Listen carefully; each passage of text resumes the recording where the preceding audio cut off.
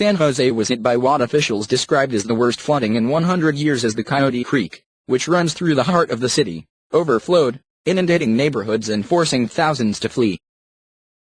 About 14,000 residents in large swath of central San Jose were under mandatory evacuations orders. Evacuation advisories were also issued to 22,000 residents as flooding closed the 101 freeway, a key route through Silicon Valley, as well as other major roads. The creek crested to a height of 13.6 feet at a river gauge point on Tuesday evening in South San Jose, nearly 4 feet above flood stage. The record before then was in 1922, when the creek crested at 12.8 feet, and before that, in 1917, when the creek reached 12.2 feet.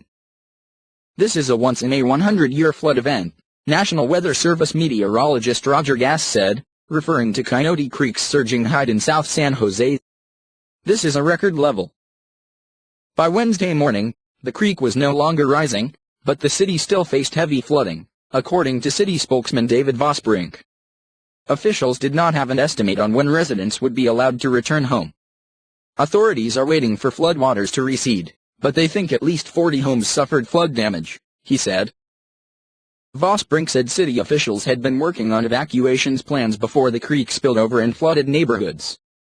The water was much higher than anybody expected, Vosbrink said.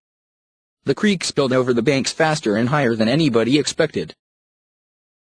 The mandatory evacuation zone largely encompasses 3 residential neighborhoods, extending just east of San Jose State University and 2 miles east of Mineta San Jose International Airport, Vosbrink said.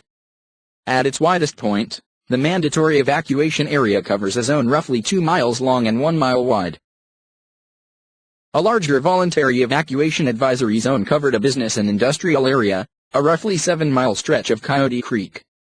The zone went from Interstate 280 northward, beyond US 101, Interstate 880, and all the way to Highway 237 near San Francisco Bay.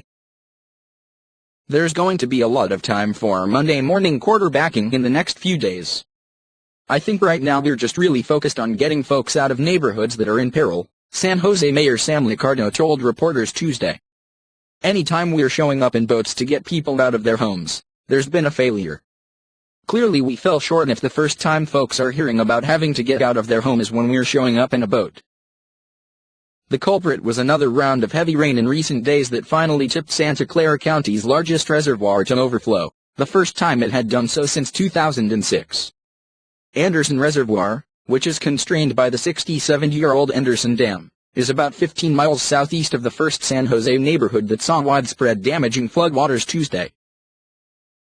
The reservoir became full Saturday morning, and it wasn't until a downpour Sunday night and Monday morning that water began flowing over its wall and into Coyote Creek. Anderson Reservoir had been releasing as much water as possible through its main outlet since January 9. But, with the many wet storms that have occurred one after another, the rate of flow into the reservoir has at times exceeded the rate of water we are releasing from the outlet, said a statement by the Santa Clara Valley Water District.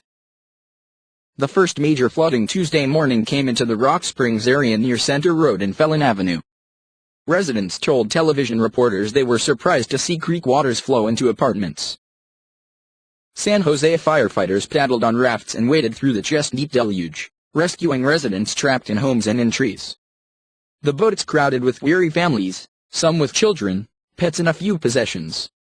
Rock Springs resident Carmen Davalos told KGO-TV that she rushed to pack her minivan with keepsakes like family photos, but she had to abandon her van to escape the rising water. My pictures, my kids' pictures, Carmen Davalos told the news station, fighting back tears. Everything I cannot replace. I took it in the van because I want to save it, but I lost. As of 9 p.m., more than 220 residents had been rescued by boat, Liccardo said on Twitter. Those who had walked through the dirty floodwaters were sprayed with fire hoses in an ad hoc sanitizing effort. They are being decontaminated because this is polluted water, San Jose Fire Captain Matt Lowe told reporters. It could be sewage coming up from the sewer pipes, it could be gasoline or motor oil from cars that are now underwater. By nightfall, television cameras recorded water pouring through holes in a wall of a mobile home park, where rising floodwaters had already forced residents to leave. Evacuation centers were set up at 2 community centers, where more than 300 residents stayed overnight. 2 high schools were converted into overnight shelters, with dry clothes, food, and cots. Animals at the Happy Hollow Park and Zoo were being evacuated from flood-prone areas Tuesday. Closer to the reservoir, Coyote Creek spilled its banks again, causing a flood that closed lanes on US 101. By 1 a.m. Wednesday, the Water District repaired a canal that caused the freeway flooding by creating a temporary dam. The last time San Jose experienced severe flooding was about 20 years ago, Vosbrink said. "We haven't really had anything quite like this before," he said. Coyote Creek is the longest creek in Santa Clara County, fed by not only Anderson Reservoir but 16 major creeks.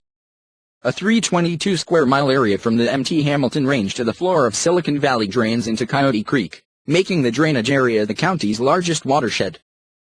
The National Weather Service's California Nevada River Forecast Center issued the first flood warning for Coyote Creek in the San Jose area on Monday just before 4 a.m. A second flood warning was issued for all areas downstream of Anderson Dam after 11 p.m. Monday, around the same time the height of Coyote Creek in South San Jose surged into flood stage. The creek has already begun receding in the South San Jose area, said GAS of the National Weather Service, but highly populated areas further downstream will still see increasing flows as the wave of floodwaters powers northward through San Jose before dumping out into the southern end of San Francisco Bay. "I would anticipate that at least through the remainder of late this morning, through potentially this afternoon, there are still going to be major concerns," GAS said before sunrise Wednesday. GAS said one reason the flooding may have caught so many people off guard is that flooding is rare along Coyote Creek in San Jose. If this was North Bay Valley location, or an area used to flooding, they're more in tune to watching these events. "They're just much more aware of it," GAS said. "With this being such a rare event, I kind of think people let down their guard,"